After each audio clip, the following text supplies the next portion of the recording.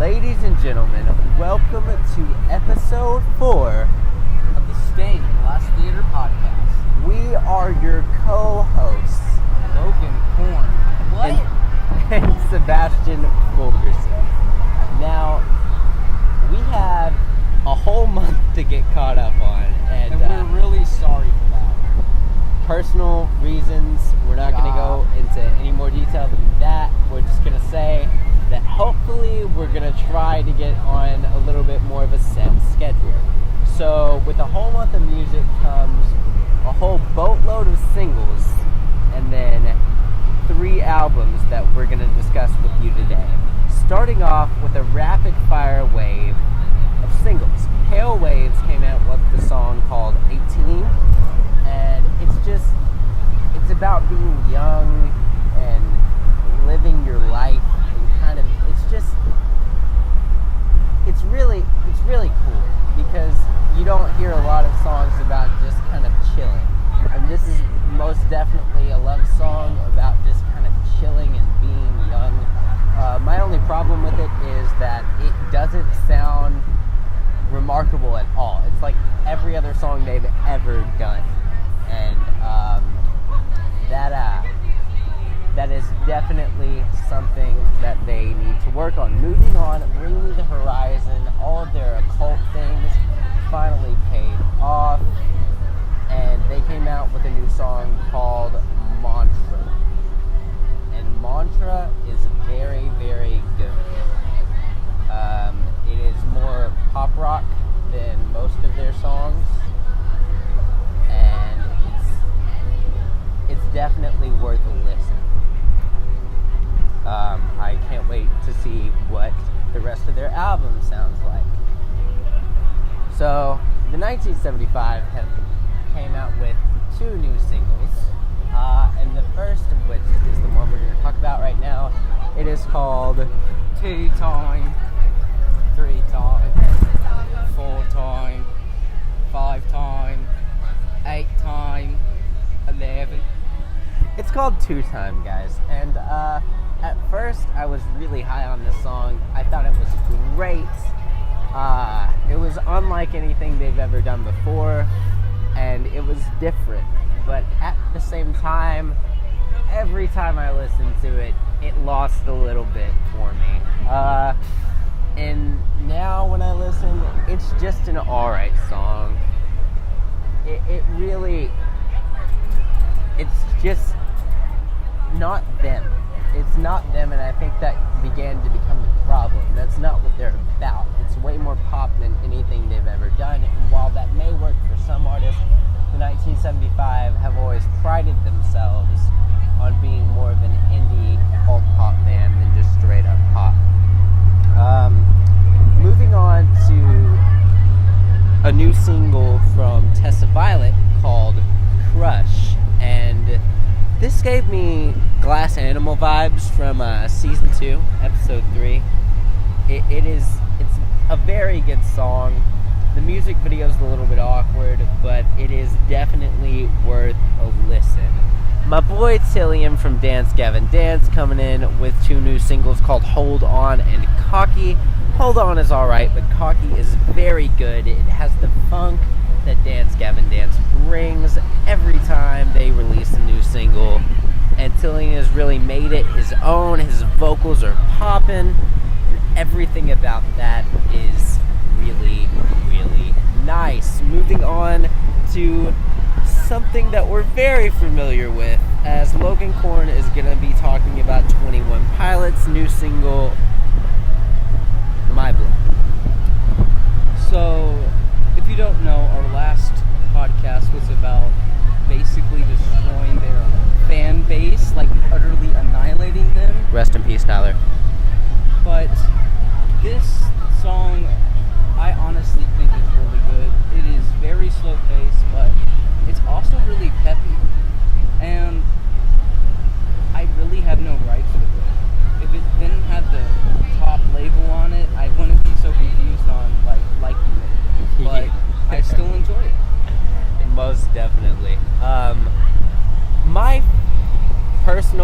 one of all of these singles is a collab from the 1975 and a band called No Rome, but as it is No Rome's official single, I am going to give them all the credit for the song that they did called Narcissist. It is about what it states, being a narcissist and narcissistic tendencies and how that affects relationships. And I feel as though Narcissist is ahead of its time. It sounds like some classic The 1975, but with a little No Rome flair added into it. It is very, very, very good and progressive, and it makes me want to hear more No Rome. So yeah, that is all of the singles that we have for this week. Moving on to the fact that we are actually on our way to Nashville right now for the School of Rock musical. Now, we are on a bus, so there's definitely going to be a lot of stopping and starting and background noise, and we just... Sorry. Yeah, we apologize. Our first album of the podcast is actually going to be someone I mentioned in a previous episode. If you remember the birther of SoundCloud Songs of the Week, this kid is named Fredo Disco. He is 18 years old, I believe, and he just released a new album called Very cool music for very cool people. Yeah, and it's one of his first full-length albums, and it is very, very good for being that way. He has a lot of passion that he puts into all of the tracks. And it shows. It does. Shows. Logan Korn has two in particular that he wants to mention. So the first one being Dad Jeans. Honestly, this is not what I expected it would be, but it's like a really chill song that you would listen to like while you're not really contemplating about your life, but just like say you have free time, you just got off your job and you're just waiting for a break.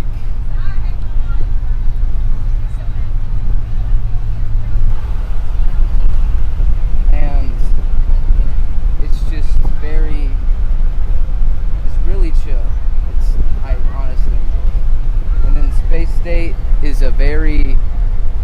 Now, whenever I say mature, I don't mean in the sense of themes. I just mean it's a very mature thinking song about love and also existential thinking. Something that you wouldn't think would be crossed together, but I love like odd little duos. Yeah, he transitions very well from both of those things. Fredo's been on my top 10 list for a while now, and I don't think he's going anywhere. He's got it. He is determined to succeed. Moving on to Songs That Saved My Life, which is a charity that has bands basically cover songs that have saved them in their lives, and all of the proceeds go to suicide prevention. And I'm going to let Sebastian here talk about the rest. Yeah, one single has been released off of the upcoming project so far, and that would be Neck Deep covering Torn. It was a pretty solid cover, I'm not gonna lie. As far as Neck Deep songs go, it was okay, but you have to take into account that it's a cover, which makes it a little bit more bearable. But when you think all of these artists, like, they're connecting with songs that are so, like, emotional with them, I think that's really cool, and I think this could definitely be an annual thing like Punk Goes Pop was. It's very, very cool, and I hope that everything works out and they raise an absolute load of money. Alright, and now we're talking about a subject that is less important than that, but I feel the need to bring it up. And the question starts with Johnny. Yes, Papa? Eating sugar? No, Papa.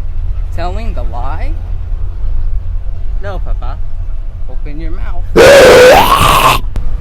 Yes, the infamous Johnny, yes, Papa. Now, the reason why I want to bring this up is that, one, I know whenever this originally, booted up, it started, I think during the time of the Elsa Gate on YouTube, if you're familiar with that, but it's gotten worse. It's gone over to, vanilla Twitter, and it's just, Yikes. it's very, very weird, I can't say awful, because honestly, whenever I watch it, I feel mesmerized, because at one point, I swear they're trying to tell a story with this world. I mean, I think there's deeper lore. Like, for example, why can't they eat food? Why does the refrigerator emote and have sentient thoughts? Why is this ice cream fella selling his brethren on the streets for some money? It's a very weird world, but it's for kids, right? You know there's a theory online that it's connected to the Holocaust somehow, right? No. Yeah, legitimately. There's this theory that's like they can't eat because they're in hiding from the Nazis. It's mega rough, but all the kids are listening to this right now, along with Mommy Finger, Where are you? and it's gross, bro. Baby Shark I can tolerate, but these two are they're strange. They're just strange. And honestly, a world without Johnny, yes, Papa is a world that we need to see. I don't know why this exists. This is horrible. Why is this here? Please save me.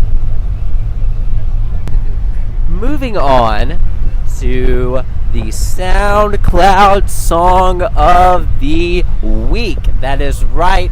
This is the segment that we introduced in last month's episode. And this week we've got a little bit something different for you.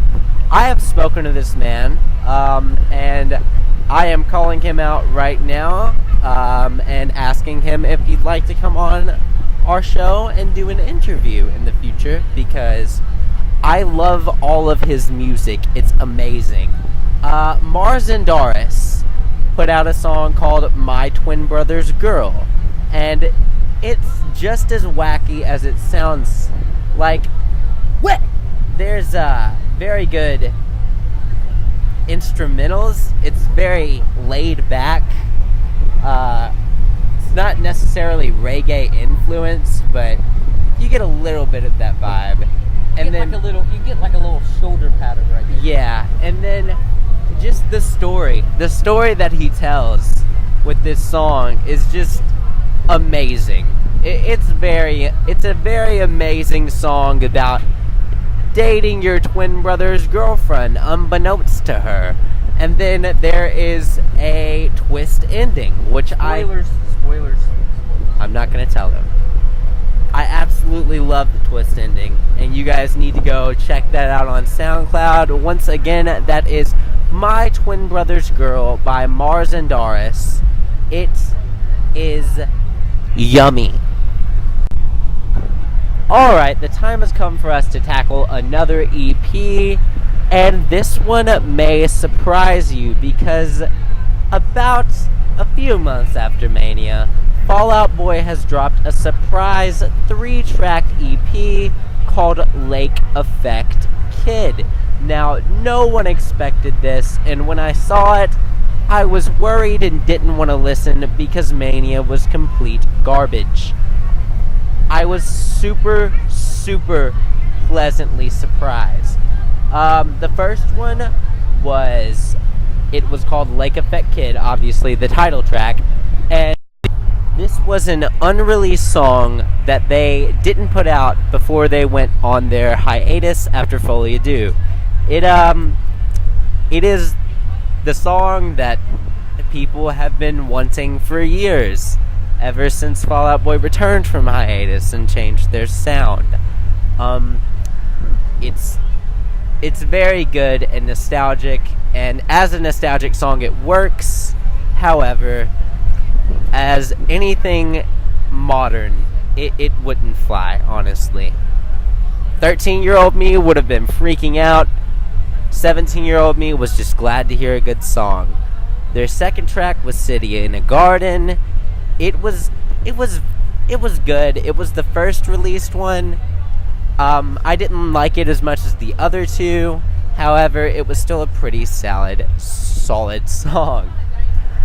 The third track was called Super Fade, and it is my favorite from the album. It sounds like what Mania should have sounded like. It's definitely more experimental than they have ever gone, and I think as long as they keep on that track, they should be able to put out another solid album before they retire. They need to retire soon. Now, Logan Korn is going to give his track-by-track thoughts on this EP. So, for the first song, Lake Effect Kid, it has a really good opening. I mean, I was actually surprised on how good the opening was. Like, the vocals, the instruments, it just sounded really good. And after that, it wasn't as good as the opening, but it still didn't feel like it decreased in quality. It just wasn't as loud and, like, in your face as the opening was to drag in your attention. And City in the Garden, now, this will be very descriptive, but, so, like, picture little 9-year-old me, like, looking out of a car window at night, looking at the headlights of other cars and the street lights. That's what City in the Garden feels like to me. It feels like that song's playing while I'm looking outside the window. And then Super Fade, it sounds like a 2008 song, which I love, like early, a little bit late 2000 songs. And I feel like, in my opinion, it's like the centuries before centuries. Okay, I feel that. Yeah, most experimental they've ever gone as far as music goes, and it's my favorite song on the album. What's your personal favorite song on the album? I mean, honestly, Super Fade. Yeah, we're in agreement. Okay, it is time to move on to our final album of the day. We have flown through this. It's actually a bit of the mini-cast that we promised you guys.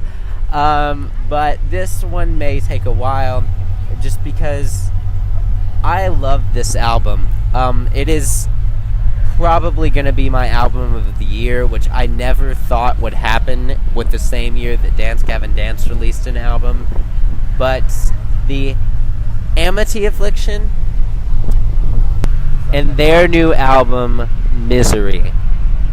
Oh my God. I can talk about this album for hours on end. It is the perfect mix of just post-hardcore, experimental, and electronic influences. It sounds like what Falling in Reverse could have been if they applied themselves, and it is near perfection. 3 songs that I absolutely love from this album are gonna be Feels Like I'm Dying, D.I.E., and Burn Alive. Feels Like I'm Dying,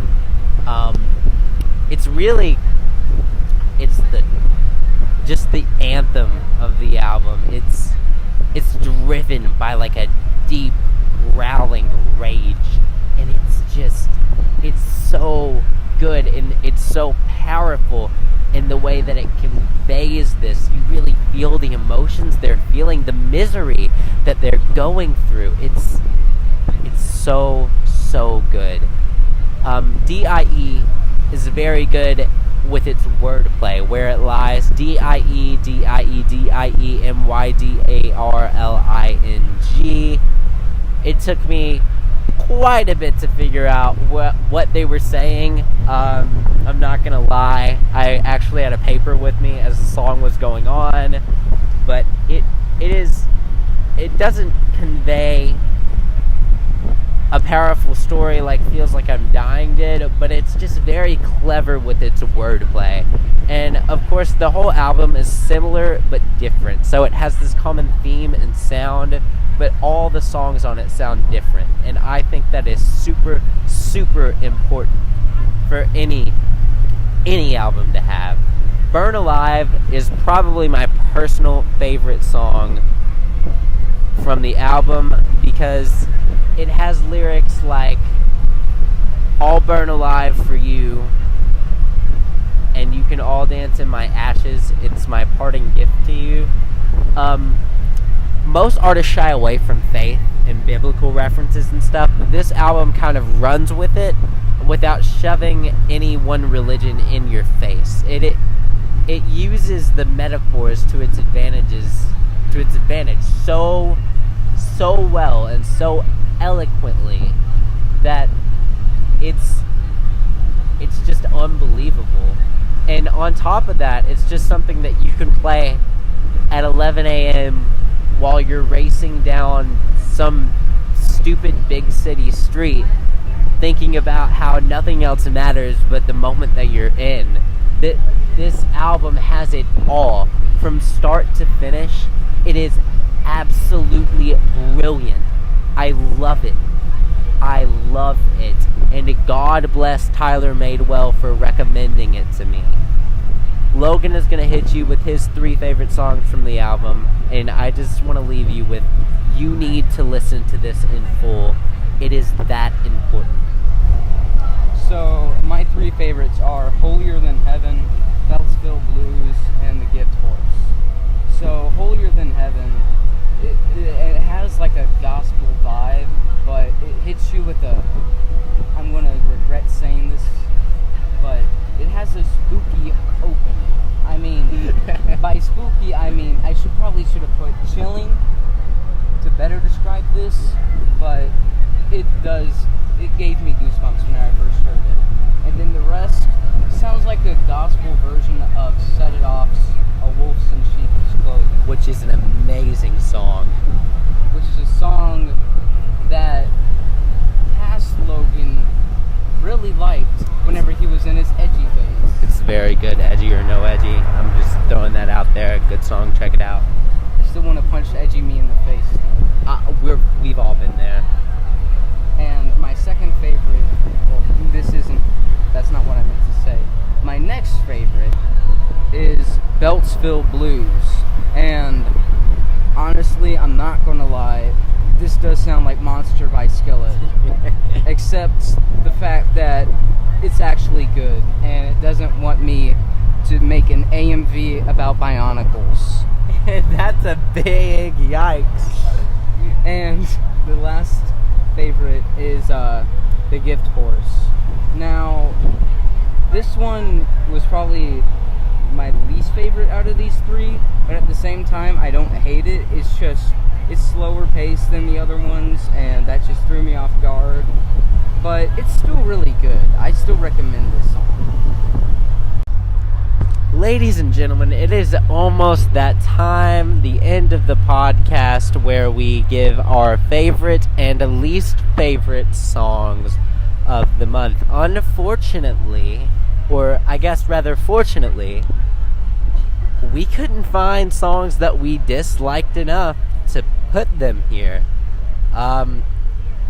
It's been a very good month for music, which is very unfortunate because it's the week or the month that we decided to take off. However, we are back, and hopefully it's going to be a little bit easier to get all the information to you guys. So without further ado, here is a Logan Corn and I's song of the month. And before we start, I just want to say, you got a little slice of hate from the Johnny Yes Papa segment. I hate those with a passion. But now it's time for my best song of the month, and that would have to be Feels Like Summer from Childish Gambino. Now, this song is an absolute bop. Not in the fact that it is fast, it is not fast-paced at all, but me being like, I love chill songs. I don't know why. Something in my something in my brain just like ticks off, and I really like it. I don't know why. It's just chill stuff, man. And Childish Gambino being one of my favorite artists of this generation. Like, I don't really have a lot of words to say about it. It's just, I feel like it speaks for itself, honestly. And this song is very good. Recommend, definitely. All right. Yes, I'm not sure how I feel about that song. It's all right. I just kind of miss Gambino rapping, I guess. But it is a very chill song, so it's all right. Moving. Is that it? Yeah. You want to go? Yeah. Let's fight right now. That was a really good song. Did you see the animation on the music video? It was really good. I loved it. I didn't watch the music video because I didn't like the audio when it came out. Oh. Okay. Okay. Okay. We'll agree to disagree. I still love you. Okay, so finally we come to my song of the week, and this is something that I mentioned at the start. It is the second single from the 1975 from this month. Sincerity is Scary. And when I turned this on, I had an open mind, but in the back of my head I was just thinking, please let them take that filter off of his voice. Please let them take that filter off of his voice. And they did, and it is very slow paced. It's just Maddie being Maddie and driving his existentialism and thoughts and relationship drama into all of our brains like never before. And it goes with the theme of modernity has failed us, because he's airing all of this dirty laundry into our souls.